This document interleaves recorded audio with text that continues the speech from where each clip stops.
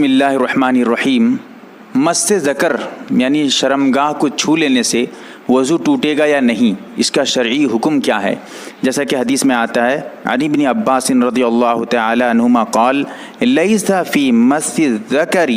وضوء۔ یہ حدیث موطا امام محمد میں صفحہ نمبر 53 پر موجود ہے۔ اس کے علاوہ ایک حدیث کی کثرت موجود ہے، موطا امام محمد کھول کر دیکھیے گا۔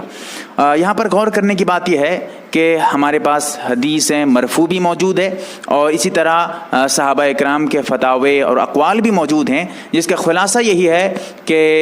اگر کوئی شرمگاہ کو چھو لیتا ہے تو اس سے وضو نہیں ٹوٹتا ہے، اس سے وضو نہیں ٹوٹے گا۔ یہاں ذرا غور کرنے کی بات یہ ہے، جو حضرات یہ کہتے ہیں کہ وضو ٹوٹ جاتا ہے، اگر کوئی شرمگاہ کو چھو لے تو اس سے وضو ٹوٹ جائے گا، یہاں ذرا غور کریے، آپ کو سمجھانا چاہتا ہوں۔ اگر کوئی نجاست ناپاک چیز ہے، پیخانہ ہے، پیشاب ہے، اگر آپ ناپاکی کو چھو لیں گے کیا وضو ٹوٹ جائے گا؟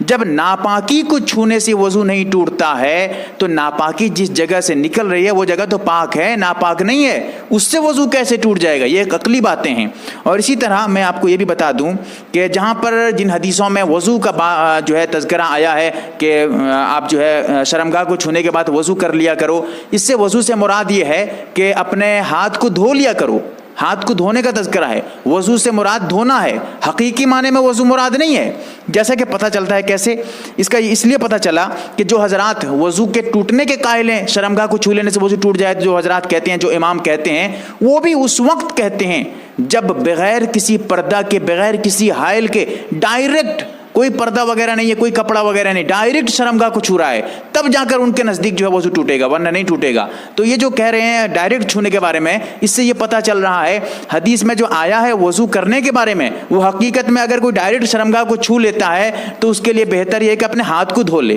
اپنے ہاتھ کو دھو لیتا ہے کہ وہاں شرمگاہ کو چھونے کے بعد پھر ہاتھ کہاں لے کے لگائے گا، ناک میں، آنکھ پہ، منہ میں، چہرے پہ کہاں لگائے گا پتہ نہیں ہے، اس لیے آدمی کو خود کو خراب محسوس ہوتا ہے، اس لیے پہلے اپنے ہاتھ کو دھو لیا کرے۔ یہ اس کا ان حدیثوں کا جواب ہے۔ صحیح بات یہ ہے کہ اگر کوئی شرمگاہ کو چھو لیتا ہے اس سے وضو نہیں ٹوٹتا ہے۔ اسی طرح اگر کوئی شرمگاہ کو دیکھ لیتا ہے، اگر غیر کے شرمگاہ کو دیکھتا ہے جن کا جائز نہیں ہے دیکھنا، بیوی ہے تو دیکھنا جائز ہے، کوئی بات نہیں ہے، لیکن اگر بیوی کے علاوہ کسی بڑے آدمی جو غیر ہیں جن کا دیکھنا جائز نہیں ہے شرمگاہ، اگر ان کو دیکھتا ہے تو یہ گناہ تو الگ ملے گا، اس سے بھی وضو نہیں ٹوٹتا ہے، لیکن ہاں دیکھنا گناہ ہے، اس سے وضو نہیں ٹوٹے گا، اس سے یعنی شرمگاہ کو دیکھ لینے سے وضو نہیں ٹوٹتا ہے، یہ بھی سمجھ لیجئے۔ کچھ حضرات اپنے شرمگاہ کو دیکھ لیتے تب بھی جا کے وضو کر لیتے ہیں، یہ بھی غلط سوچ ہے ان کی، اپنی اصلاح کر لیجئے گا۔ اللہ تعالی ہمیں صحیح سمجھ عطا فرمائے، آمین یا رب العالمین۔